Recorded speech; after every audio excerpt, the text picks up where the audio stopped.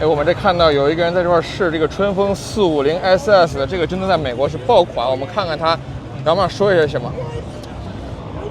Hi, excuse me. I have a short interview for you guys. Oh, Yeah, to just say your first saw of the bikes and then I thought you really liked the bike, right? Yeah. Yeah, I have this. Oh, I like this CF Moto, bro. Dude, it's really nice. It's got the carbon fiber winglets. Like for a 450, it's really nice. Got the TFT display. Like it's probably one of the best beginner bikes that you can get. But I want to get one of these. Like I want to get a sports bike to keep up with my friends and everything. It's like it's the bike, man. Okay.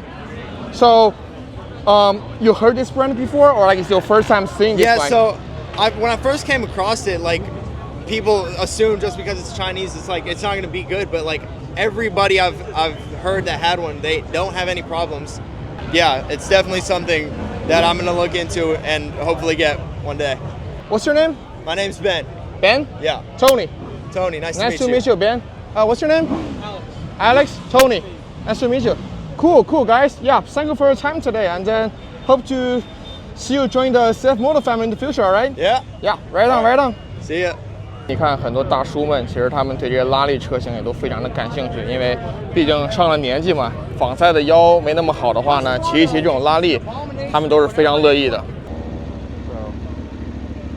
Are you gonna get one, sir? I'm planning to in time. Okay. Absolutely. I ride a BMW R1250 GS right now. I absolutely love that motorcycle, but it's too heavy for more of the technical single track that I'm looking to ride and gravel on the weekends. We've been really waiting for this bike to drop. Yeah. It's hit the States now. Several people have got it right off the bat, and that's pretty exciting. Everyone's happy with it. So yes, in time, this is one of my prospects, very high on the list. 我多次在直播间里面讲过，我目前最想试的一台摩托车其实就是春风的675。这个美国目前这辆车还没有正式上市，尤其是加州还要等更久一段时间才能真正试到这款车。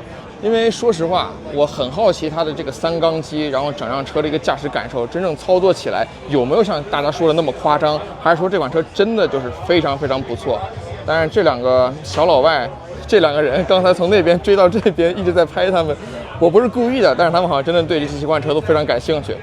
我转个头的功夫，他们就把这辆车给点着了。因为这款车美国没有上嘛，我刚才说了，所以今天的试驾车也没有这款车，所以在这边可能就是给大家找个车听一下。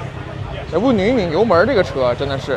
这边就是春风在美国售卖的所有车型了。其实大家看一下这个价格，我之前也讲过，就是国内的朋友们真的是可以享用到比较合适的价格买到这些车的。比如说这个450 SS 和450 SR 一模一样的东西，美国卖$5699税前，那加州你加完税乱七八糟的，出门可能就$6500左右，乘以7，你看这个汇率对不对？这边675也是7999的价格，和国内比起来都是贵很多嘛。毕竟你这大茂春风在这边，这是正儿八经的一个大茂啊！真的还是我那句话，能在国外看到国产品牌有这么多的人喜欢，这么多的粉丝追求者，而且看到国产品牌在现在如今的顶级赛事里面取得这样这么好的一个成绩，我的这种民族自豪感真的非常强烈啊！也希望咱们国产的所有品牌都越做越好，好吧？Peace out。